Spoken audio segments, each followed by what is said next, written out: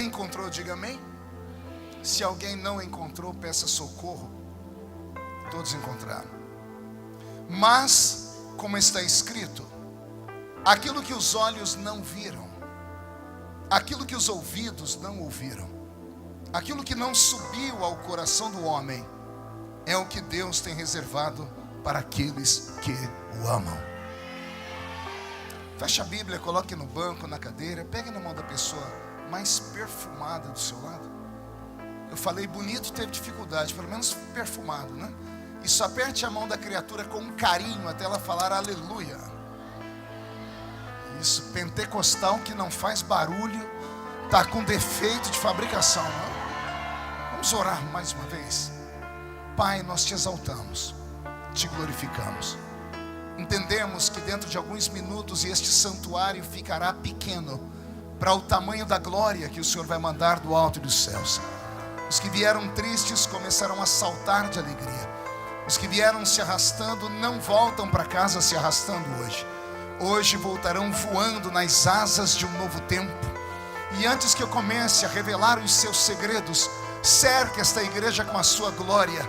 E num raio de 5 quilômetros, onde houver um demônio alojado, eu dou a esses demônios segundos para sumirem. Porque se não sumirem, serão queimados pelo poder da sua presença, que vai ser sentido aqui entre nós. Rasgue o céu sobre este santuário. Manda anjos de fogo descerem aqui. Que estes anjos desçam, trazendo brasas de fogo nas mãos. Comecem a esparramar estas brasas entre nós. E onde houver um crente cheio do Espírito Santo, pega ele nesta noite, Jesus, e mostra o caminho da verdadeira e poderosa adoração. Fala conosco, fica conosco. É o que eu te peço agora e sempre. Toda a igreja diz. Os que podem tomar o seu assento aplaudindo a Jesus, porque Ele é bom, porque Ele é maravilhoso. Aqui à minha esquerda está o pastor Roberto Marinho, trabalha comigo há algum tempo. Pastor Roberto, até o início do ano, estava trabalhando nos Estados Unidos com o pastor Benny Hinn. E aí saiu dos Estados Unidos, veio para o Brasil trabalhar com o pastor Benny Ruim. Aí teve um irmão ali atrás que falou amém, coisa ruim. Alguém tem um cascudo na cabeça dele, hein, por favor. Beto, mande a música para mim. Pastor Fade, Igreja do Senhor, eu pedi a Deus uma palavra para esta noite. Eu não sei se é a palavra que você gostaria de ouvir, mas com certeza é aquela que o Senhor quer que nós ouçamos essa noite. E o Senhor soprou no meu ouvido esse texto que eu li. É um texto poderoso, é um texto místico. Ele, por si só, carrega o poder da palavra, tanto que quando eu terminei a leitura, a igreja, em um frenesi, adorou ao Senhor. Isso mostra que a palavra de Deus é mais viva e eficaz, de fato. É uma espada aguda, né, que vai na divisão da alma e do espírito. O texto, porém, precisa ser explicado. Quem conhece as epístolas paulinas sabe que cada uma das suas cartas, das cartas de Paulo, tinha uma direção e um motivo de ser escrito. A epístola aos Coríntios, por exemplo, tanto a primeira quanto a segunda, são epístolas de memória ou de rememória. Paulo escreve à igreja de Corinto, igreja a qual ele havia plantado 20 anos antes. A igreja já estava estabelecida, a igreja já tinha filhas, a igreja já era pujante, tinha nome, tinha status. E 20 anos depois, o apóstolo das missões, inspirado por Deus, por conta de um encontro casuístico no meio de uma de suas viagens missionárias, ele foi, pelo Espírito, impelido a trazer à memória aquela poderosa igreja de outrora. Paulo, quando chamado pelo Espírito do Senhor, teve a escolha de querer pregar para os judeus ou a escolha mais difícil, pregar para os gentios. E não bastasse ter ele escolhido pregar para os gentios, ele resolve pregar para os gentios que menos dificuldade, que menos necessidade tinham, aparentemente falando, de serem confrontados com um evangelho que trazia não apenas a cura interior, mas também a prosperidade. Paulo poderia ter descido à cidadezinha de Tebas, que faz a divisa entre Israel e o Egito. Poderia ter entrado no Egito, que é o primeiro país da África, que faz ali fronteira com Israel, poderia ter ido um pouco além, descido às regiões esquecidas pelo ser humano e pregado o evangelho às pessoas que viviam uma vida indigna. Uma coisa é você pregar o evangelho para quem tem necessidades. Outra coisa é pregar o evangelho para pessoas que não têm necessidade aparentemente de nada. Quer ganhar muitas almas? Junte um grupo de amigos, empresários, consiga aí uma passagem, pague em 12 vezes se for preciso, vá para o continente africano. Chegando lá, alugue um caminhão, vá em um mercado, compre bastante comida e roupa e saia pelos rincões daquelas aldeias. E quando você anunciar que tem comida e roupa para aquele povo, depois de dar comida e roupa a eles, diga a eles que quer a atenção deles para anunciar o evangelho. Eles ficarão com você à madrugada ou dias a fio, e o que você falar, eles vão fazer em agradecimento, porque eles têm problemas de natureza pessoal, eles têm necessidades básicas. É muito mais fácil ganhar uma pessoa para Cristo que tem necessidades básicas do que fazer o que Paulo fez. Pergunte para mim o que ele fez. Só falam se todo mundo perguntar. Ao invés de ir para a África, Fad, ele resolve ir para a Grécia. Depois de passar uma temporada com o seu tutor, que foi Barnabé, começa ali pela terra de Antioquia, até que ele resolve dizer a si mesmo: não, eu preciso sondar o meu chamado. E ele vai pregar para os gregos. Uma coisa é pregar para pessoas necessitadas, outra coisa é pregar para os gregos. Os gregos de 2000 anos atrás eram os gregos, não os gregos de hoje. Hoje a Grécia está quebrada. Infelizmente passaram por muita violência na vida pública e acabaram em declínio. Mas há 2000 anos atrás, os gregos eram pujantes. Pense num povo que tinha pelo menos 4 qualidades que nenhum outro povo tinha. E se tinha uma qualidade, não a outra. Os gregos tinham as 4. Eles eram bonitos, eles eram inteligentes, eles eram ricos e eles eram místicos. Pense tudo isso dentro de uma nação. Dou provas a vocês, porque eles eram belos. Até os dias de hoje, quando alguém vê uma pessoa bonita, as mulheres, por exemplo, quando vem um homem passar, dizem: esse homem parece um deus grego. E é exemplo das mulheres também. Os gregos tinham um biotipo naquela época, parece que privilegiado. Depois de muita miscigenação de raça, ficaram igual a gente, você não sabe mais o que é o que, né? Mas os gregos daquela época, você podia notar neles, basta você fazer uma visita pelo Google agora e pegar a cultura grega e ver as grandes estátuas, as imagens dos gregos. Os deuses gregos eram quase que divinos de verdade, pelo menos a beleza. Todos os deuses gregos tinham um tanquinho aqui, igual o meu e do Fad, né? Todos os deuses gregos tinham os bíceps malhados, os tríceps. As deusas gregas, então, o que dizer delas? Então, os gregos tinham a beleza física. Uma coisa é você pregar para uma pessoa que, quando olha para o espelho, não consegue enxergar a verdade, que tem disfunção de imagem, distorção de imagem. Outra coisa é pregar para uma Gisele Bündchen, para um Leonardo DiCaprio, há 30 anos atrás, porque agora está caidinho também. Eu vi uma foto dele esses dias, eu falei: Jesus tem sido generoso comigo, né? Mas uma coisa é você pregar para quem tem necessidades básicas assim, como por exemplo a autoestima. E pregar para gregos que não tinham nenhum problema com autoestima não era nada fácil. Não bastasse ser belos, eu disse que eles eram inteligentes. Eram o quê? Pense num povo que há 3.000 anos atrás, 1.000 anos antes de Cristo, sentavam numa rodinha de conversa e ficavam pensando na vida, na morte, no cosmos, na natureza. Num povo que inventou a dialética, num povo que criou a arte da discordância. São eles que vão criar a crítica pela crítica. São eles que são os pais da filosofia.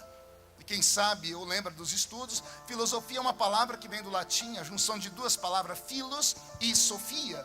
Philos, sabedoria, ou melhor, philos, amante, enamorado, amigo. Aí sofia, inteligência, sabedoria, ou seja, amantes da sabedoria, amigos da inteligência. Dia desse eu estava aqui no parlamento, chegou uma mensagem de texto da minha filha mais velha, ela quase nunca escreve, eu abri desesperado para ver ela: pai, me ajuda a interpretar esse texto, porque ele vale uma nota aqui na minha faculdade. Eu amo, ela mandou para mim, porque sabe que eu amo ler, e gosto de dissertar sobre texto. Eu comecei a ler o texto, eu cheguei no 3º parágrafo, eu voltei umas 5 vezes, que parecia que eu estava lendo em russo. Eu falei: não, eu quero ver quem escreveu esse trem. Quando eu rodei para cima, lá embaixo estava Platão. O infeliz do Platão viveu 3.000 anos atrás, e até os dias de hoje, os professores que têm um QI acima da média, os que estudam, querem fazer os nossos filhos interpretar o que Platão disse, e a gente não compreende bolhufas. E eu só falei de um grego. Eu poderia citar aqui Sócrates, Aristóteles e outros mais. Pense num povo que tinha um QI avantajado, o cérebro deles era expandido. Eles tinham beleza e tinham inteligência. Uma coisa é você pregar para um ignorante, que só tem 2 dentes na boca, o zagueiro e o atacante. Outra coisa é você tentar pregar para um professor aqui da UNB. É muito diferente, porque a pessoa que tem uma mente científica, ela se julga dona de todo o saber. É claro que toda regra tem exceção, nem todos são assim, mas a grande maioria é. Pense num povo que além de ser bonito e rico, ou além de ser bonito e inteligente, eram ricos.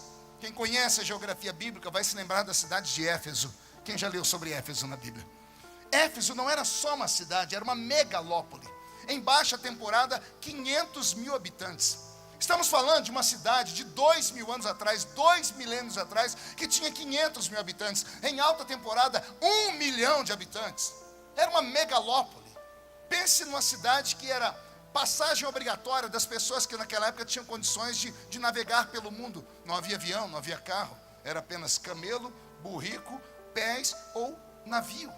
Então os navios naquela época, que também não eram movidos a tecnologia alta, eram movidos a escravos. Os escravos precisavam parar para descansar, para abastecer. O porto de Éfeso estava ali. Em Éfeso estava uma das 7 maravilhas do mundo antigo, o templo da deusa Diana, a Diana dos Efésios. A riqueza toda estava acumulada sobre os gregos. Os gregos que eu estou falando, além de serem bonitos, além de serem inteligentes e ricos, eram místicos. Pergunte por quê?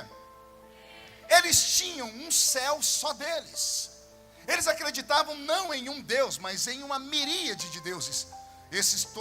Todos essas miríade de deuses administrados por 3 irmãos: Zeus, Poseidon e Hades. Um governava o céu, o outro governava as águas e o outro governava o mundo dos mortos. Deuses que de vez em quando se entediavam. E o que faziam? Se transformavam em homens, vinham na terra, namoravam as mortais e deixavam a semente deles aqui. E dessa semente nasciam aquilo que os gregos chamavam de semideuses. Os mais famosos: Hércules, Teseu, Diana. A Diana que eu falo aqui é aquela que você foi no cinema assistir e nem sabia que era uma deusa, né? A Mulher Maravilha, filha de Artemísia com Zeus. E tantos deuses, a mitologia deles é muito rica. E eles são tão egoístas, porque isso é nato de quem é muito inteligente, muito rico e muito bonito, que o céu deles estava na Grécia, ali no monte chamado Monte Olimpo. É desse Monte Olimpo que vem o que nós chamamos no Brasil de Olimpíadas. Não bastasse ser tudo isso, eles ainda inventam o templo do corpo físico, que são as academias.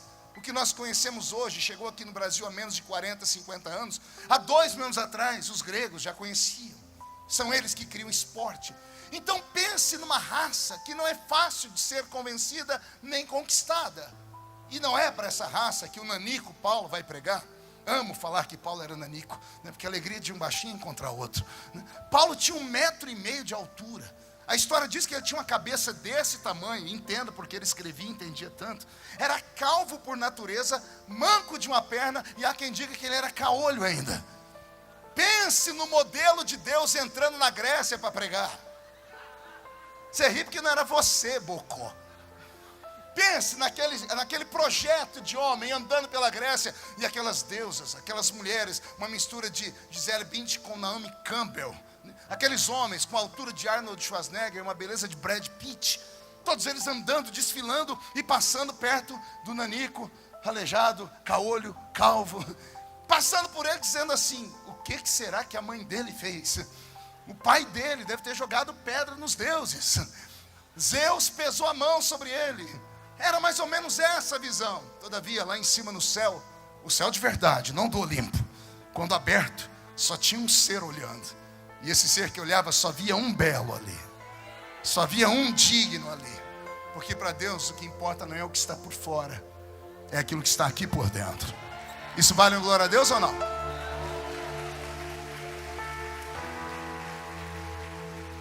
Fico eu, pastor Fádio, aqui tentando imaginar o que leva esse Paulo para a Grécia.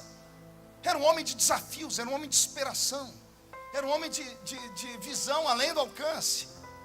Eu li aqui Atos dos Apóstolos umas 50 vezes, e eu fiquei imaginando o dia, né? Porque eu acho que é assim que o crente compreende a Bíblia. Eu imaginei Paulo entrando em Atenas. Qual é o nome da cidade?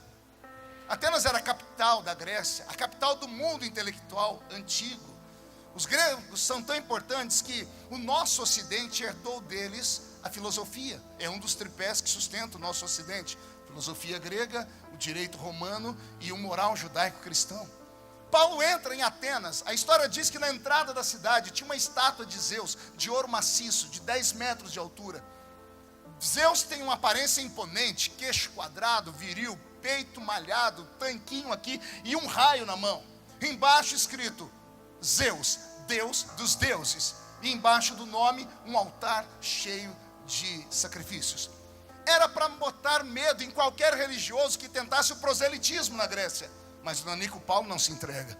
Ele caminha mais 50 metros e encontra uma outra estátua, dessa vez de Poseidon. Embaixo Poseidon, rei dos mares e sacrifícios. Mais à frente outra imagem, a Hades, rei dos mortos e sacrifícios. E o nanico não se dá por vencido. Ao invés de voltar, de recuar, ele continua andando por toda a avenida da idolatria em Atenas. Até que ele vai no último altar que estava naquela avenida. E no último altar, para surpresa dele, não tem imagem nenhuma, mas tem um nome: ao Deus desconhecido. E ele vê que tem sacrifícios ao Deus desconhecido. Interessante é ler alguns escritores que falam como foi o encontro de Paulo com os gregos. Paulo, ao observar aquilo e sendo um homem muito culto, muitas pessoas pensam que quando a Bíblia diz que Paulo era doutor da lei, que ele era um rabino. Ele não era um rabino e nem podia ser, porque ele é da tribo de Benjamim, ele não é levita. Então quando a Bíblia diz que ele é doutor da lei, a Bíblia está dizendo que ele é doutor em leis. Ele é um advogado poliglota. Mais tarde, escrevendo uma de suas cartas, ele diz: eu falo mais línguas do que todos vocês.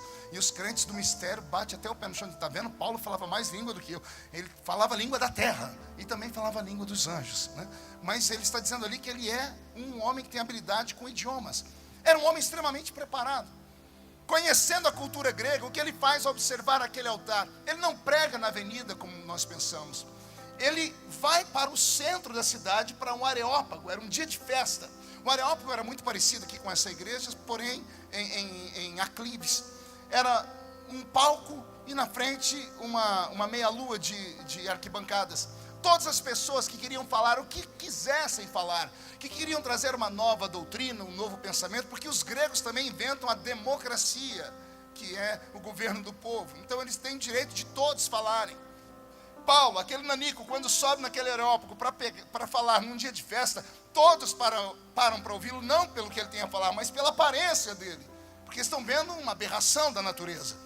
Um meio aleijado, caolho, calvo desse tamanho, as pessoas param porque a aparência dele chama atenção. E ele então, sabendo que a sua aparência vai ser ridicularizada, ele começa a falar com os gregos no idioma dos gregos, no dialeto deles, e mais, ele começa a falar com eles dentro daquilo que eles gostavam de ouvir. A Bíblia diz que ele começa a dissertar com os gregos sobre o pensamento, a filosofia dos estoicos. Os estoicos amavam a poesia. Amavam o quê? Então quando ele começa a versejar os poemas dos estoicos, a mulherada grega para ouvir. Os maridos querem ir embora, mas mulher mandava já naquela época. Agarra o marido, fica aqui, você tem que aprender com ele. Olha o que ele está falando. E Paulo discursa sobre os estoicos. E quando ele vê que cativou a atenção feminina, ele muda, ele sai do poema dos estoicos e vai para a doutrina dos epicureus. E ele começa a falar sobre a crise da vida e da morte. E quem é que não gosta de sentar para ouvir uma história de terror? Quem é que não gosta de sentar para ouvir um sonho? Quando as pessoas começam a ouvir aquele paroleiro, aquele pregador dissertar sobre o poema dos epicureus e dos estoicos, eles dão atenção a ele. A tradição diz que quando Paulo cativa todos, ele diz assim: pois bem, sou eu judeu e caminhando pelo centro de vossa cidade, encontrei a avenida das adorações e vi como vocês gregos adoram e respeitam os deuses. O respeito de vocês é tão grande que, com medo de deixar algum Deus sem adoração, fizeram ali um altar para um tal Deus desconhecido e deixaram sacrifícios. E eu estou aqui para dizer que o sacrifício chegou até ele, porque eu sou um sacerdote do Deus desconhecido. Olhe para o seu irmão e diga: está preparado para ouvir uma loucura? Então aperte o cinto para não cair da cadeira. Bento, mude a música. Eu fui a fundo, Fade. A tradição diz que quando Paulo estava lá, ele começou a ser questionado, porque quando você trazia uma doutrina, as pessoas te questionavam. Então começaram a perguntar: quem é o seu Deus? E ele deu a biografia de Yeshua. Ele começou a falar quem era Jesus, o carpinteiro de Nazaré, que como homem ele tinha mãe e não tinha pai, mas que como Deus ele tinha pai e não tinha mãe. E aquilo foi dando um nó na cabeça das pessoas. E quando ele diz, ele encarnou e caminhou entre nós, fez sentido, porque Zeus, Poseidon e Hades encarnavam e andavam na terra. Aí pararam para ouvir Paulo. E quando começaram a questionar, foram na veia e perguntaram: seria o seu Yeshua maior do que o meu Hades? Beto, tá ruim esse som aí. Você não trouxe seu teclado, é o que dá. Para parar com essa porcaria aí. Não rouba a minha unção, não. Porque Jesus usa ele, mas quando o diabo pega, dá nisso aí. Tá? Olhe para mim aqui. Deixa mais baixinho o som do teclado. É nesse momento que Paulo, sendo inquirido se Jesus era maior do que Hades, ele, com toda a sabedoria que tem, abre a boca e diz assim: eu estive pregando em uma cidade de vocês aqui chamada Corinto, e no meio da reunião eu avistei lá na porta Hades. E quando eu olhei para Hades, ele me ameaçou, dizendo que iria me matar. Eu olhei para Hades, queria correr, mas não corri. Eu observei bem e percebi que Hades estava sem a sua arma. E eu questionei ele: ó Hades, onde está o teu aguilhão, ó Hades? Porque Hades é morte. Ó morte, onde está o teu aguilhão, ó morte? Travada foi uma batalha na cruz, e a vitória foi de Jesus Cristo de Nazaré. Outra pessoa questiona: seria o seu Cristo, o seu Yeshua, maior do que o nosso grande Deus Poseidon? E para esse Paulo da gargalhada, ele diz: eu tenho um testemunho de um amigo meu que é pregador também, que com autorização de Yeshua pisou em cima de Poseidon numa madrugada. Numa madrugada, o meu Yeshua estava caminhando em cima de Poseidon, caminhando em cima das águas. E o meu amigo pregador chamado Pedro olhou para ele e disse: se és tu, me manda ter contigo. E Yeshua disse: vem, Pedro. E Pedro pulou em cima de Poseidon e caminhou em cima das águas. Ele é maior do que Poseidon.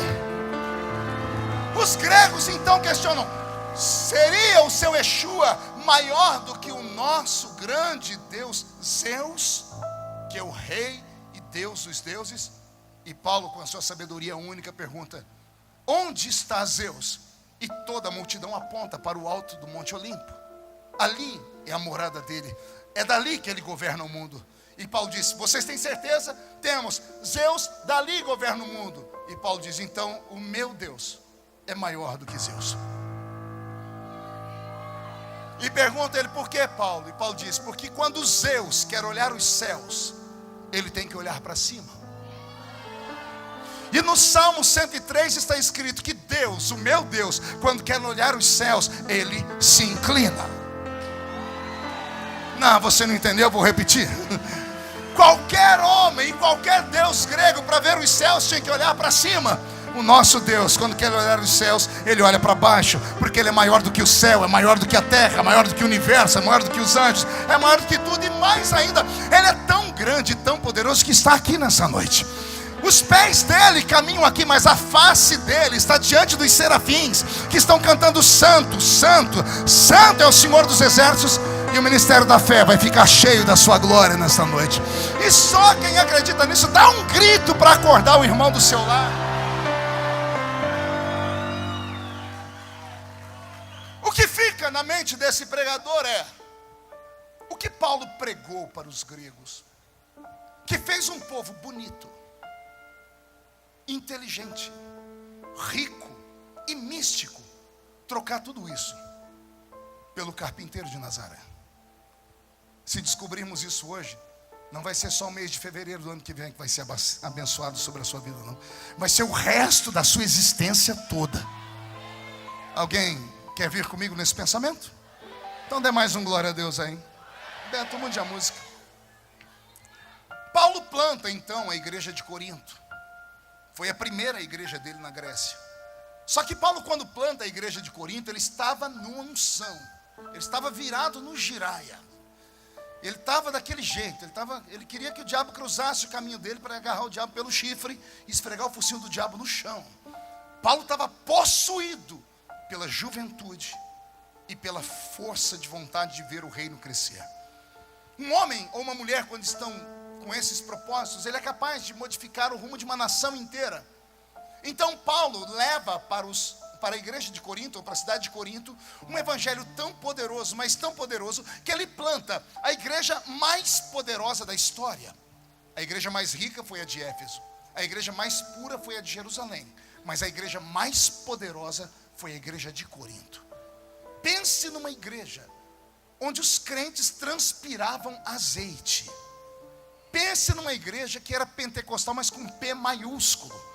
Você não consegue imaginar, eu vou tentar explicar, tem que desenhar, não tem jeito. Nós não estamos mais aqui é Taguatinga, né? Nós não estamos mais em Taguatinga, estamos em Corinto agora. Pense numa igreja que para você entrar, você teve que pegar uma senha lá na porta com o diácono. Eu disse que tinha que pegar o quê? Pergunte para quê? Para você saber que horas que você podia profetizar na igreja. E alguém pode dizer, meu Deus, que igreja organizada, balela, conversa fiada. Exatamente o contrário. Paulo estava tentando dar o início do culto, já levantava um profeta ali. A igreja parava para ouvir aquele, um outro levantava de lá. Aí ele falava, o irmão quieto aqui levantava o outro de lá. Uma igreja onde todos os crentes eram possuídos por um temor e uma glória. Eram crentes que caminhavam entre dois mundos.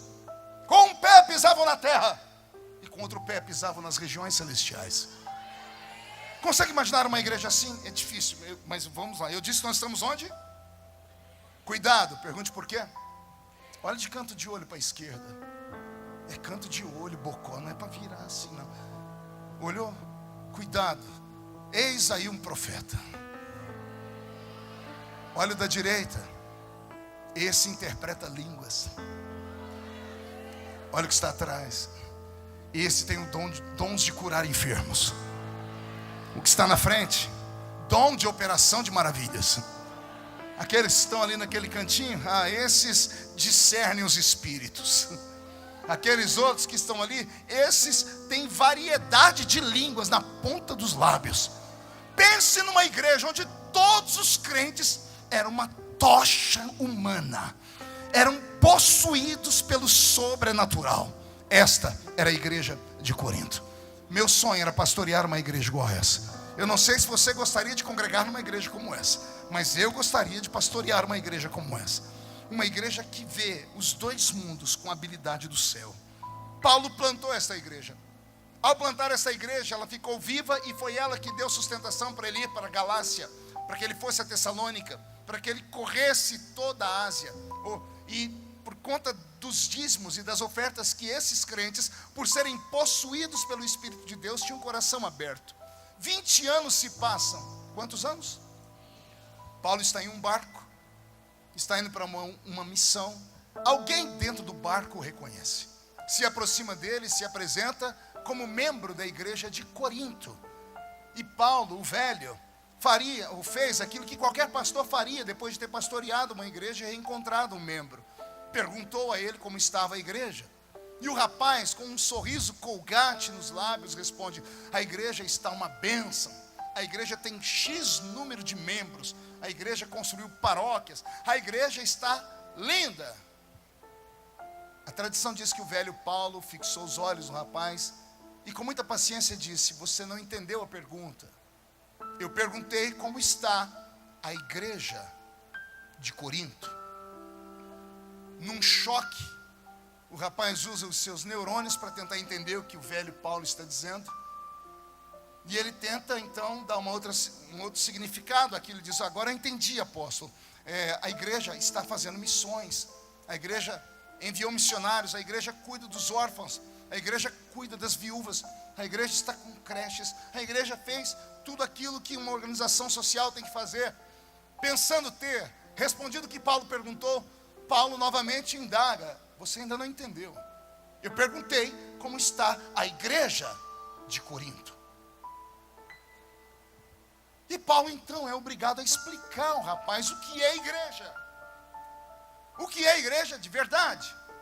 Traduzindo em linguagens de hoje, Paulo separou para o rapaz os dois tipos de igreja que caminham juntas. A igreja como organização e a igreja como organismo. Todas as respostas que o rapaz deu a Paulo eram respostas da igreja organização. É a resposta daquilo que é visível, daquilo pelo qual trabalhamos, obreiros, pastores, membros, para construirmos o templo, para darmos ao templo beleza, para darmos aos membros conforto, para que a igreja seja bem vista, seja bem amada, para que a sociedade nos reconheça. A igreja trabalhando nas áreas sociais, tudo para que a sociedade nos reconheça. A igreja como instituição, ela é pungente, ela é poderosa, ela tem respeito diante da sociedade. Só que ela também tem direitos e deveres. Eu me lembro, Fad, que há 10 anos atrás, quando eu fui registrar a igreja que eu pastoreio, fiquei todo empolgado, todo emocionado. Cheguei lá no cartório, disse, eu vim registrar aqui a nossa igreja. Levei toda a documentação pedida. Aí o escrivão olhou para mim e disse assim, quem é o dono da igreja? Eu disse assim, é Jesus de Nazaré. E ele olhou para mim e disse, que lindo, você tem o CPF dele? Pense numa coisa profana, mas é real. E eu disse, eu não tenho. Foi, então você precisa arrumar alguém que tenha CPF para ser o presidente da igreja. Foi, mas por quê? Ele disse, porque você tem direitos e deveres para com a sociedade, para com o Estado. Você tem que dar informações, a Receita, mesmo sendo isento de alguns tributos, você tem que dar informações. E se acontecer um desabamento na igreja e morrer alguém, alguém tem que responder pela igreja. Ele foi me dando uma série de coisas que por um momento eu quase fui embora. Sério, porque eu achei muito profano aquilo. A minha igreja, a igreja que eu pastoreio, tem um dono e sou eu. Eu falei, Jesus, que coisa horrível de saber, eu, Marco Feliciano, sou dono da igreja que eu fundei, do prédio, porque está tudo no nome da associação na qual eu presido. Eu sou o responsável por ela. Essa é a igreja, a organização. Esta igreja, para sobreviver, ela tem que ter as hierarquias. Tem de pastor até obreiro, oficiais, tem a membresia. Algumas igrejas têm departamentos, departamento feminino, departamento masculino, tem coral, tem jovens, tem assistência social. A igreja tem CNPJ, ela tem que ter conta em banco, ela tem que ter tudo, ela tem coral. Esta igreja passa a ter patrimônio, ela tem prédio, ela tem bancos, ela tem tudo. É lindo, esta é a igreja, a organização. E por favor, não se escandalize. Às vezes damos mais valor à igreja como organização do que à igreja de verdade. Pastor, por quê? Porque quando a trombeta do arrebatamento tocar, o prédio não sobe, os bancos não sobem, a conta do banco, vazia ou cheia, não sobe, os títulos não sobem, os departamentos não sobem, nada sobe. Então esta não é a igreja verdadeira. Mas às vezes nós, como o rapaz de Corinto, só damos valor a esta igreja verdadeira, a igreja que pode ser vista, aquilo que enche os nossos olhos. Paulo estava preocupado, como missionário que era, com a igreja organismo. E a igreja organismo, às vezes não tem um nome poderoso que tem a igreja como organização. Porque a igreja como organismo, ela recebe um nome simples. Ela não é a Assembleia de Deus, Catedral do Avivamento como a minha, não é a Universal do Reino de Deus, não é a Igreja da Graça, não é o Ministério da Fé. A igreja organismo é a Maria, é o João, é o Pedro, é esse povo anônimo. Hoje eu me emocionei, eu fiquei alguns minutos aguardando o presidente me receber. Chegou um rapaz para me dar água, um copeiro. Ele arrancou lágrimas dos meus olhos. O pastor Roberto estava comigo e viu isso. Ele olhou para mim, um sorriso assim bem desdentado. Falou, pastor, suas pregações me ajudaram a criar um sonho. E eu cheguei nesse sonho aqui. O senhor sabe que eu entro aqui todos os dias às 8 da manhã. Mas sabe que horas eu chego aqui há 10 anos? Eu disse, que horas? Todos os dias, 5:30 da manhã. Eu disse, por quê? Como não tem ninguém, pastor, eu saio orando. Eu coloquei a mão e ele começou a falar e os olhos dele enchendo de lágrimas. Ele disse, eu coloco a mão aqui, pastor, na cadeira. Eu vou aqui, o senhor, o pastor Fábio está dizendo conhecer. Eu coloco a mão em tudo, pastor. 10 anos, pastor, orando. Eu disse, eu nem te conhecia. O senhor falou, herói anônimo. A igreja de verdade. A igreja que não aparece. A igreja que não recebe tapinha nas costas, a igreja que não recebe títulos, que não recebe moções, e não é feita nenhum tipo de menção a ela. Paulo se questionou aquele crente: como está a igreja que eu plantei, a igreja que eu ensinei, que eu doutrinei, que eu mostrei a eles o céu, que eu disse a eles sobre o nome escrito no livro da vida? E o rapaz então é obrigado a falar a verdade, e a verdade dói demais. Quando o rapaz começou a contar a história da igreja, Paulo se apavorou, porque o rapaz começa a dizer que aquela igreja de Corinto, que já tinha sido um palco de dons do Espírito, onde as pessoas vinham de longe para aprenderem a linguagem do céu, onde as pessoas vinham para receber uma oração de cura, onde as pessoas vinham para receber uma palavra revelada, agora havia se tornado uma organização social muito parecida com o Lions Club ou com o Rotary Club. Se tornou um clube de pessoas importantes. Já não havia mais dons, já não havia mais manifestações do Espírito. Questionado por quê? Simples, o rapaz responde: é porque o meu pai e minha mãe eram ignorantes, e nós não, a nossa geração é um pouquinho mais descolada, e a geração descolada não conhecia o céu, porque o céu não é adquirido com o intelecto, o céu é adquirido com o sentimento. Não existe uma fórmula mágica que possa ser ensinada através de uma equação sobre como receber o Espírito, sobre como receber a graça e a glória. Isso não é mente, isso é coração. O que faz a igreja ser o que é de verdade é o coração. É claro que precisamos da mente, precisamos de uma direção, e amamos tudo isso, e precisamos tudo isso. Mas se nós nos esquecermos quem é que está sentado ao nosso lado, nós podemos cometer um pecado. Ontem fez 1 ano que eu enterrei o meu copastor, de 33 anos de idade. Pregou no domingo uma mensagem que trouxe o céu para a terra. A igreja foi ao céu e voltou. 2 dias depois ele subiu no alto de uma ponte de 100 metros de altura e se jogou. Pastor, estava do meu lado, estava ali comigo. Mas minhas reuniões com ele como é que está a igreja? Como é que está a arrecadação? Então vamos ter dinheiro para pagar o imposto? Já tem visto tudo? A falta da preocupação com o ser humano está fazendo a igreja morrer. A igreja de Corinto morreu. Morreu tanto que, se você ler o capítulo 5 da primeira epístola de Paulo aos Coríntios, Paulo vai dar um puxão de orelha nela e vai dizer assim: é sabido que vocês andam fazendo concessões para o erro e para o pecado. É sabido que é entre vós uma espécie de pecado que nem entre os ímpios tem nome. Ou seja, a igreja de Corinto ficou pior que o mundo, porque o mundo conhece o adultério, o incesto, a fornicação. Mas Paulo diz: é sabido que há um menino aí na igreja que anda dormindo com a mulher do pai dele. E não é incesto, porque o pai era viúvo ou divorciado, o pai ia para o trabalho e o rapaz dormia com a mulher dele. E por que não tratavam a história do rapaz? Porque o pai era rico e o dízimo era muito bom, e a igreja não podia mexer com uma pessoa assim. A igreja de Corinto perdeu as estribeiras. A igreja mais poderosa da história se tornou um antro onde Satanás colocou o trono dele lá dentro.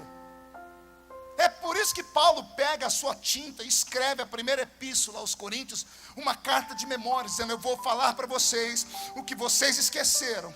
Quando eu estive aí, eu mostrei o céu para vocês. Recebemos os dons porque orávamos, porque cravávamos o joelho no chão. Não éramos sanguessuga, não éramos uma geração que vivia de observar e relaxadamente ir para casa meditar. Se for o que eu quero, assim. Se não for, eu vou para outra igreja. Porque naquela época já existiam os crentes que tem hoje, que quando se sentem incomodados com a igreja, dizem assim: ó, me dá licença que eu vou para outra, porque aqui pertinho tem outra. E daqui a pouco sai daquela e vai para outra, porque ele acha que o problema está na igreja, mas o problema está nele. E quando ele não acha uma igreja para ele, ele pega e funda uma. Porque no Brasil é mais fácil abrir igreja do que abrir boteco.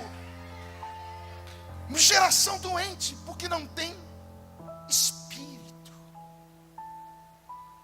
Eu passo muita luta e muita violência. Quem acompanha a minha vida sabe que tudo comigo vai para o Jornal Nacional, né? Sangue de Jesus. Porque não é você, bocó. Uma vez perguntaram para mim: como é que você aguenta Como é que você dá conta? Porque até a igreja já me perseguiram, a minha já me perseguiu. Como é que você dá conta? Aí eu respiro fundo e digo assim para eles: os meus pés estão fincados em uma rocha. E aí pergunto assim: como é estar com os pés fincados em uma rocha? Aí eu digo para eles: eu vi, eu ouvi, e eu senti coisas que nunca vão sair de mim. Eu me lembro como se fosse hoje, eu com 13 para 14 anos de idade, no culto de domingo, o pastor anunciou: ninguém falte terça-feira. Terça-feira era o culto de lavar roupa suja. Vocês conhecem essa linguagem ou não? Era aquele culto antigo, só Jesus na causa. Só podia entrar quem tinha carteirinha de membro, para você ter uma ideia de como é que o negócio era pesado. E o pastor disse: terça-feira eu vou abrir para todo mundo, que vai estar passando um amigo meu aqui, e nós vamos receber aqui na igreja um ex-defunto. Imagina, numa igreja do interior, eu lá na Vila Tatu. Pastor, alguém perguntou para ele: isso é linguagem figurada? Ele disse: não, ex-defunto, morreu e voltou. Falei, na terça-feira não cabia de gente na igreja. Até o padre veio para ver o ex-defunto. Eu me lembro que eu sentei num banco apertadinho lá, e quando entrou o pastor com o ex-defunto, acabou o oxigênio na igreja. E eu, menino ainda, né, cabeça de menino da roça, quando passou aquele homem perto de mim, terno preto, camisa branca, gravata preta, aquela cara de Frankenstein. Quando ele chegou no púlpito, o pastor disse: está aqui o ex-defunto. Eu falei: o homem morreu mesmo, Jesus. Porque ele parecia um defunto.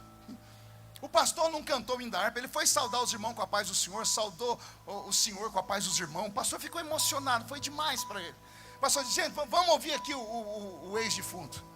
Aquele pastor, quando ele parou assim, olhou para a igreja, foi um minuto de tensão, que nós não conseguimos respirar, um temor caiu sobre a gente.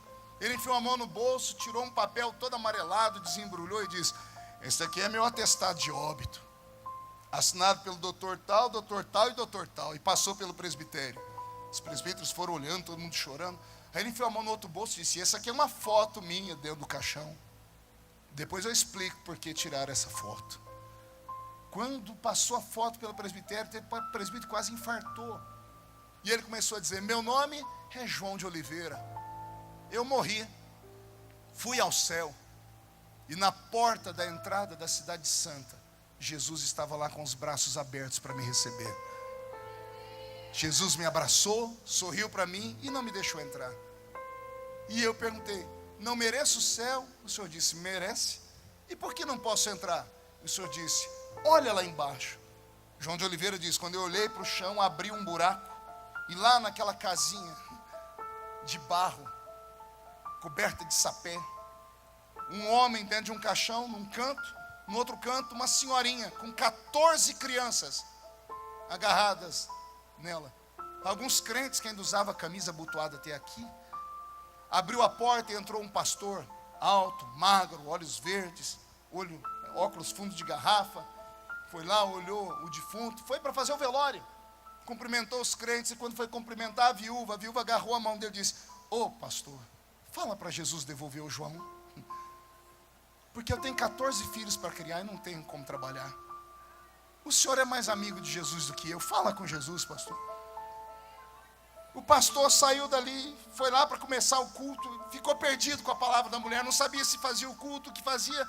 Ele ajoelhou e agarrou a mão do defunto e começou a orar. Olha que época. A oração dele foi escrita em livros. Ele orou assim: Jesus, quem ora aqui é o teu servo João Colenda. Se você digitar na internet, você vai descobrir quem é o pastor João Colenda, fundador do Instituto Bíblico de Pindamonhangaba, o instituto mais velho das Assembleias de Deus do Brasil. João Colenda agarrou a mão do defunto e disse: Jesus, devolve João de Oliveira, que a mulher dele está ali pedindo. A oração durou 4 horas. A notícia esparramou pela vizinhança. Cidade pequena, daqui a pouco entrou um jornalista e tirou a foto do caixão. Por isso tinha uma foto. Os católicos vieram e dobraram o joelho e começaram a rezar, com um terço na mão. As pessoas se comoveram e foi um clamor. João de Oliveira disse que ele olhou para Jesus. Jesus deu um sorriso e disse: João, outro dia você volta. Aquele anjo ali vai te levar pelo inferno e pelo céu, para você testificar à minha igreja que é tudo verdade. E avise que em breve eu vou buscá-la. Ele disse que uma força agarrou ele e foi puxando ele. Ele disse que Jesus foi ficando pequenininho, pequenininho. E ele gritou bem alto: Jesus, por que eu não pude entrar? E Jesus falou com ele: porque a oração de um justo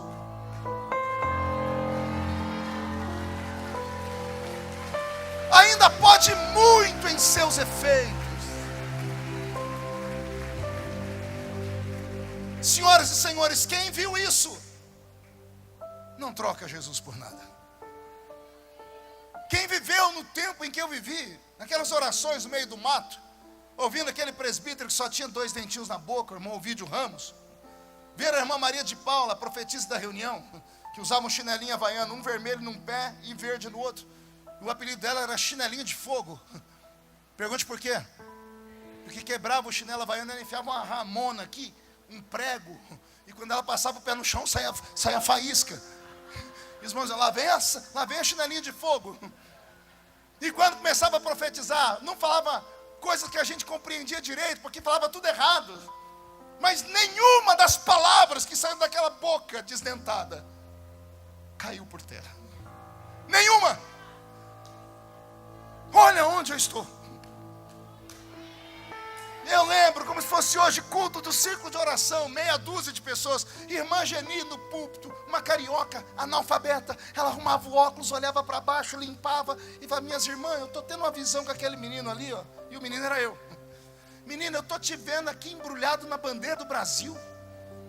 Você está embrulhado, aí você vai andando, um vento te leva para cá, te leva para lá, e um monte de bandeira do mundo onde você passa vai se curvando. Vai se curvando. Só que eu morava numa casa de 2 cômodos com 12 pessoas. Filho de mãe solteira. Eu cortava cana, eu era cortador de cana. Como é que alguém pode ter uma visão com alguém se não for algo divino? Houve uma época, senhoras e senhores, em que a igreja de Cristo era muito diferente. E talvez seja essa a vontade de Deus para você nessa noite. Porque eu sei que eu estou pregando aqui para homens e mulheres que fazem parte da geração nova, mas ainda tem alguns cabelinhos brancos que eu estou vendo aí. E esses cabelinhos brancos sabem do que eu estou falando. A igreja de Corinto precisou de um choque de realidade. E o choque de realidade veio quando Paulo escreveu para eles. E a palavra de Paulo foi muito dura, foi tão dura que ele disse: pegue esse pecador miserável da igreja aí, entregue ele na mão do diabo, para que a alma dele seja salva. Tanto que Paulo se arrependeu. Aí ele escreve a 2ª carta aos Coríntios 9 meses depois. Parece que voltou o espírito do pastor, que ele escreveu como evangelista. Aí o espírito passou e disse assim: ainda bem que vocês perdoaram o rapaz, e eu entendi o que é graça, porque Jesus falou comigo: a minha graça te basta, porque o meu poder se aperfeiçoa na sua fraqueza. É esse Paulo que vai pregar para a igreja de Corinto de novo, e ele faz um apelo ao povo: tragam de volta o Espírito Santo. É por isso que ele fala sobre os dons do Espírito. Ele relembra aquela igreja. Como foi que ele ensinou a eles? Como foi que aquela igreja cresceu? Alguém foi questionar Paulo na cidade de Corinto, falando que ele pregou com sabedoria humana. Ele disse: não, isso foi só a isca. Mas eu preguei para vocês muito mais do que sabedoria humana. O evangelho que eu preguei para vocês não foi baseado em sabedoria humana ou palavras persuasivas, mas foi em revelação, foi em unção. Eu levei para vocês o céu despencou sobre a igreja, e por isso a igreja cresceu, e por isso a igreja se tornou o que se tornou. Aí Paulo manda um recado para os remanescentes de Corinto, porque havia um remanescente. Eu sei que a situação está difícil, e às vezes até a vontade de parar é muita, mas assim diz o Senhor: aquilo que os olhos ainda não viram, aquilo que os ouvidos ainda não ouviram, aquilo que ainda não subiu ao coração do homem, é o que Deus tem reservado para aqueles que o amam.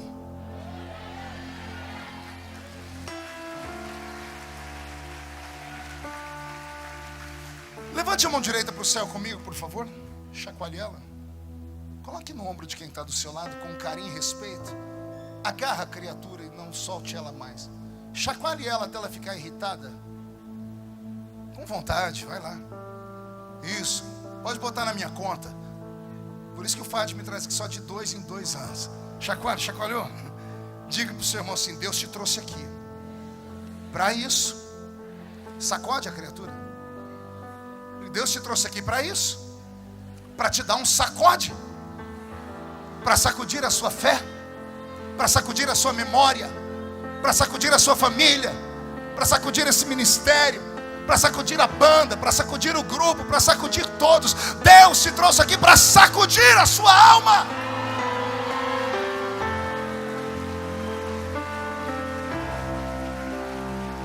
A igreja verdadeira é aquela da qual nós muitas vezes acabamos ignorando.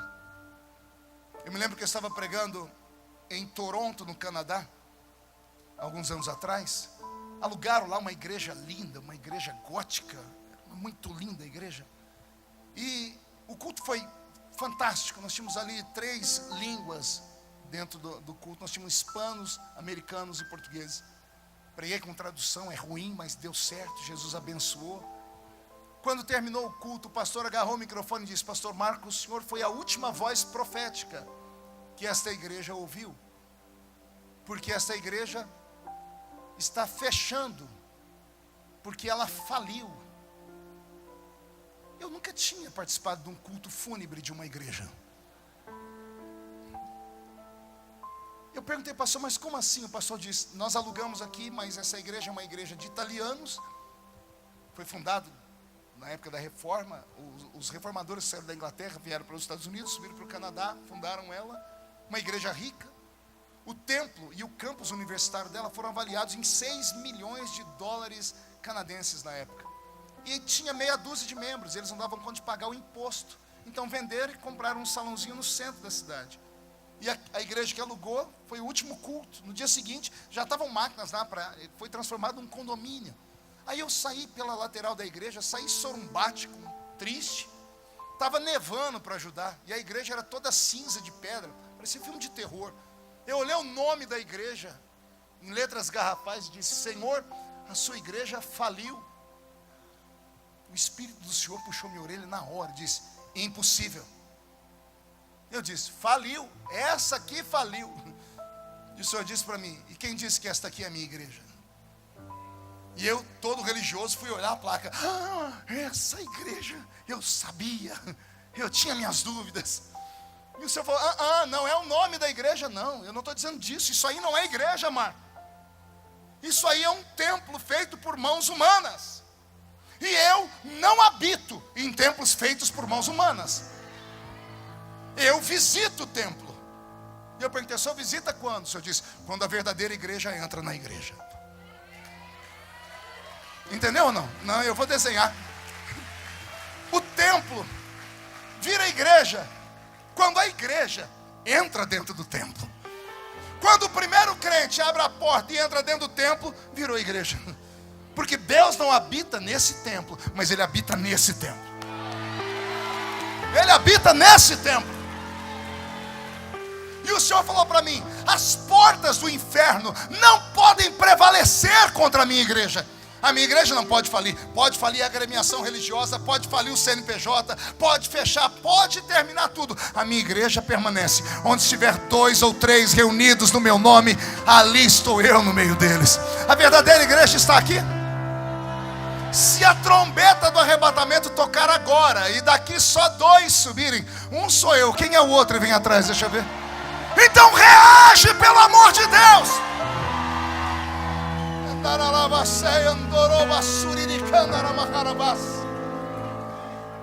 Deixa eu te fazer uma pergunta bem séria agora. Fique em posição de pessoa que vai receber uma pessoa importante. Puxa a barriga, estufe o peito. Olhe para a criatura do seu lado e vê como é que está a igreja dela. Como é que está a igreja do seu lado? Ora, se esta é a verdadeira igreja, a igreja do seu lado está viva ou está morta? Porque eu estou olhando umas pessoas aqui desde que começou o culto, a pessoa está tão fria, Fábio, tão gelada, que se alguém ficar perto dela 5 minutos, pega um resfriado. Se a sua igreja ainda é verdadeira, se Deus habita dentro dela, deixe resplandecer a glória, porque tem coisas grandes vindo por aí. Há um tempo do nascimento, crescimento e amadurecimento. Esse ministério, Fad, e fala pelo Espírito agora, ele amadureceu. Vai viver a melhor fase dele. Vai viver os momentos mais importantes. Os que estão são os verdadeiros, que aguentam o tranco, que ficaram. Já foram testados de todas as formas.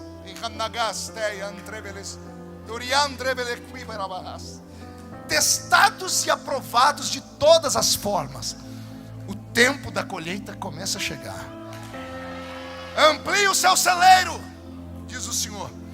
Amplie a sua fé, porque vai ser tanto, mais tanto, mais tanto, que vai sobrar para você abençoar a sua família inteira, até os que não são crentes. A prosperidade espiritual, financeira, emocional vai ser tão grande que vai sobrar para abençoar a sua família e os seus amigos. Assim diz o Senhor, será um tempo de tanta graça que até os inimigos dessa igreja acabarão sendo abençoados por causa da oração dos membros que aqui estão. Você acredita nisso? Então dê mais um grito de glória a Deus, por favor. Todos de pé.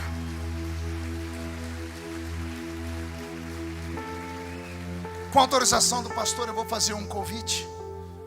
Gostaria que todos inclinassem a cabeça. Eu sei que aqui vocês têm muita educação, não vão embora sem o pastor de vocês da bênção apostólica. Então eu estou muito tranquilo. Feche os olhos para não constranger ninguém. Eu queria fazer uma oração, pastor Fad. Eu preguei como pastor, ministrei como sacerdote, só que agora eu quero orar como profeta. Eu queria aqui perto de mim só homens e mulheres que já caminharam pelos jardins de Deus, que já foram até o santo dos santos, homens e mulheres que viram o céu pelo lado de dentro, gente que sonhava com obra missionária, gente que profetizou, orou em línguas, interpretou, pessoas que pregaram, cantaram, acabam vindo à igreja apenas por osmose, por vício. Mas enquanto eu falava essa simples história, o seu coração foi ficando pequeno e apertado. E Jesus te transportou lá para aquela igrejinha pequena, lá para aquele estado. E você se lembrou de uma profecia. E você tem a coragem de dizer assim: eu já fui melhor. Eu preciso voltar a brilhar. Eu preciso voltar a ser o crente que eu era. Não estou falando de parte, de costumes, eu estou falando de crença, de fé. Pastor, mas eu vou ter que fazer o quê? Eu queria orar com você aqui na frente. Pastor, mas se eu for aí, vão saber. E quem fala de você paga as suas contas, por acaso? Se você tiver coragem de vir em busca de um renovo, eu vou orar. Já foi cantado aqui que às vezes para conhecer o jardim de Deus você tem que quebrar o seu orgulho. Isso, vem chorando. Meu orgulho me tirou do jardim, tua humildade colocou jardim em mim. Se eu vendesse tudo que tem em troca do amor, eu falharia. Que lindo ver a igreja quebrantada. Pois o amor não se compra, nem se merece. O amor se ganha, de graça o recebe. Jesus. Pastor, mas eu já conheço Jesus. Eu quero conhecer. Mas a Bíblia diz: conheçamos e prossigamos. Eu preciso despertar. Eu quero conhecer Jesus. Ah, meu Deus. Eu quero conhecer Jesus. Meu amado.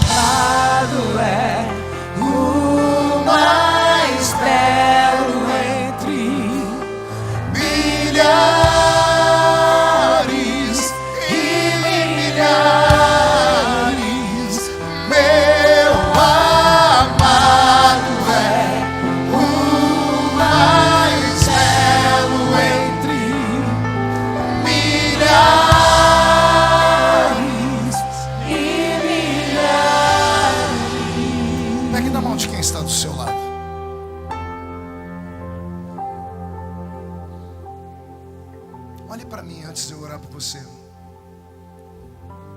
Tem um ano, Fádio, que a minha família passou por um renovo. E eu ganhei uma família nova em janeiro desse ano. Vai fazer um ano. Eu estava em casa, deitado na minha cama. Eu moro numa casa bonita, grande, graças a Deus. Para falar com as crianças tem que ligar pelo celular. As meninas, 3, 24, 18 e 17. Cada uma no seu quarto, no seu mundo. Eu comecei a agradecer a Deus por ter pegado um cortador de cana e ter colocado onde Ele me colocou. E o Senhor disse para mim: filho, você ajudou filhos de uma geração, de 2 gerações ao redor do mundo. Eu tenho 30 milhões de DVDs com pregações esparramados em inglês, português e espanhol. Aqui uma moça falou que aceitou Jesus enquanto eu pregava, ela foi dar o testemunho ali. E o Senhor perguntou para mim: e a sua família? Eu tomei um choque. Eu liguei para as minhas filhas desesperado na hora, estava cada uma no seu cantinho. Eu só perguntei se estava tudo bem, desliguei o telefone, dobrei o joelho, orei. O Senhor me incomodou. O Senhor disse para mim: filho, você já levou suas filhas onde tudo começou? Eu entendi o recado. Liguei para minha esposa e falei: filha, me ajuda a orar, porque eu vou fazer um convite para as crianças. Isso era 1 da tarde. Eu convidei minhas filhas para subir um monte, para orar comigo. Foi uma guerra. 2:30 da tarde, estava todo mundo convencido. Aí eu falei: já que vocês atenderam, vamos subir agora. 2:30 da tarde, sol quente, lá no meio do mato, uma clareira no meio de uma fazenda, onde tudo começou na minha vida. Elas entraram lá, imagina, 3 princesinhas, agora com carrapicho pegando na perna, aquele mato cortando a perna. Pai, o que é isso? Foi aqui que tudo começou. Aí eu levei elas no meio de uma clareira, estava lá os banquinhos quebrados ainda, os banquinhos de madeira. E eu, em cada banquinho daquele, eu disse: aqui o papai teve essa vitória. Aqui Jesus falou comigo. Aqui o Senhor levantou aquela profeta. E depois que eu narrei para elas a história, sem eu pedir, as minhas 4 mulheres dobraram o joelho. Quando eu fui dobrar o meu joelho, o Senhor falou comigo: você vai guerrear de pé, porque é a sua casa. Blinda a sua casa. Você vai se tornar aqui no monte o menino da Vila Tatu. E eu comecei a orar, mas não aquela oração jeitosa, coloquial. Eu comecei a orar igual aqueles crentes doidos. Comecei a bater o pé no chão, gritar, dar tapa em árvore. Aí o suor misturou com terra. Eu saí de lá parecendo um tatu. Quando eu terminei aquela oração, foi uma oração de guerra, era 4:30 da tarde, eu estava sentado, chorando muito. Elas levantaram todas chorando, vieram, me abraçaram. Aí eu fui ficar de pé, peguei na mão de cada uma delas, e eu fui despedir em oração, e eu falei: Senhor, eu preciso de um sinal que tem alguma coisa acontecendo aqui. A minha filha mais velha, ela é linda, quem me acompanha na internet já deve ter visto, já viram a foto da Karen. Karen é linda, só que ela tinha um problema psicológico, distorção de imagem. Ela olhava no espelho e via um monstro. Tratamento psicológico por 4 anos. Ela ia para a escola com o cabelo jogado para cima do rosto. Chegava depois de todo mundo e saía antes de todo mundo. Sem vida social, sem nada. Isso para mim era uma tortura, e eu sabia só pelas viagens. Orava, fazia de tudo e nada acontecia. Levava em psicólogo e nada acontecia. Minha filha extremamente tímida. E eu falei: Jesus, eu preciso de um sinal. Eu apertei a mão dela e disse: filha, só estamos nós aqui. Você pode orar agradecendo a Jesus? Ela abriu o olho e falou assim: o senhor me ajuda, pai, a orar? Eu não pedi para minha filha subir uma escada. Era para fazer uma oração. A filha do pastor Marco Feliciano não conseguia fazer uma oração. Isso doeu, porque eu não sabia que eu tinha esse bloqueio dentro de casa. Aí ela falava uma palavra e chorava.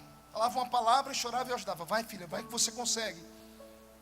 De repente, no meio da oração, ela deu um grito. E ela disse assim: Deus do meu pai, me visita.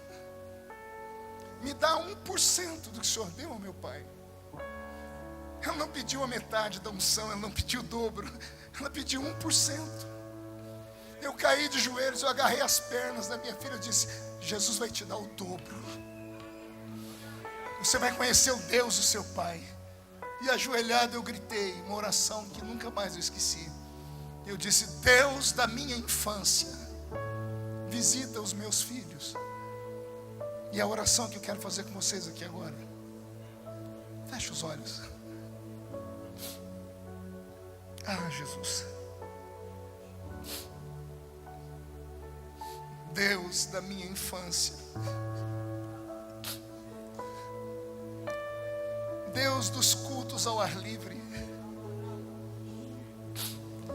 Deus da escolinha dominical. Deus dos evangelismos. Deus dos folhetinhos.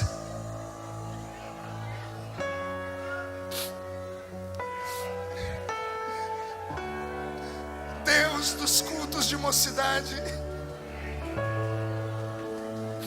Deus das vigílias.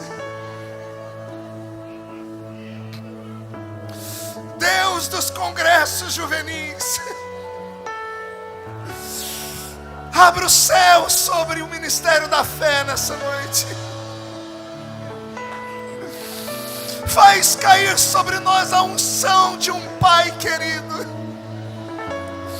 Traz de volta o que nós perdemos.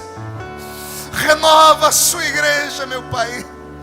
Os batizados com o Espírito Santo comecem a orar em línguas.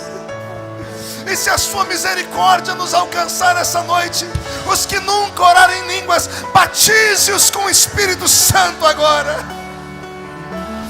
Ah, Pai nosso.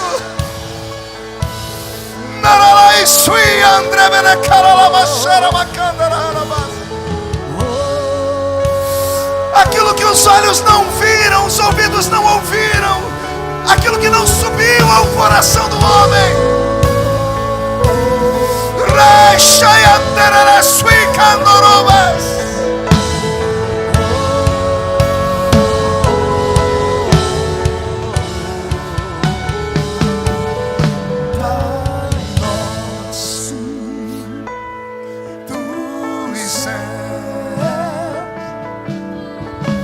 Santo é o teu nome,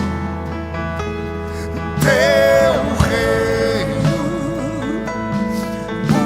buscamos,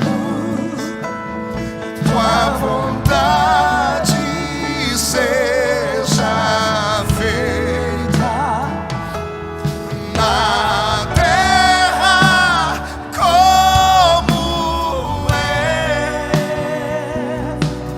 no céu. Deixa o céu. Canta comigo, igreja. Na terra como no céu. Pede, enche o céu. Pede, deixa o céu descer. Solte a mão do seu irmão, levante elas para o céu. Deixa o céu descer. Bem forte, pede. Deixa o céu descer. Deixa o céu descer. Deixa o céu descer. Deixa o céu descer, Pai.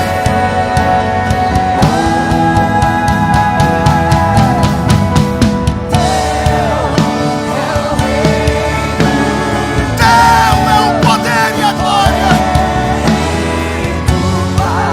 Nossa, que adorava Shuri, adorava. É o reino teu, o poder e tua é a glória para sempre. Os que estão ajoelhados, fiquem de pé. Os que estão de pé, levantem a mão direita comigo. Nós vamos terminar. Diga comigo, em nome de Jesus, todos os demônios que lutaram contra a minha vida, contra a minha fé, contra as minhas experiências, os meus sonhos. Eu ordeno. Venha para a palma da minha mão agora. Feche a sua mão, por favor. Eu vou contar até 3. Você vai jogar no chão e pisar em cima. E aí você vai abraçar pelo menos 7 pessoas, porque 7 é um número profético. E você vai dizer a cada uma dessas pessoas: Jesus voltou para o lugar dele, porque o lugar dele tem endereço, é o seu coração. 1, você nunca mais será o mesmo. 1,5, sua família sentirá orgulho de você de novo. 2, quem viver verá para ver o que vai acontecer aqui ainda. 2,5, esse ministério vai crescer a 100 por 1. 2,75, Taguatinga será conhecida como a capital do avivamento do Brasil. 3, jogue no chão, pise em cima. Abrace 7 pessoas e profetize.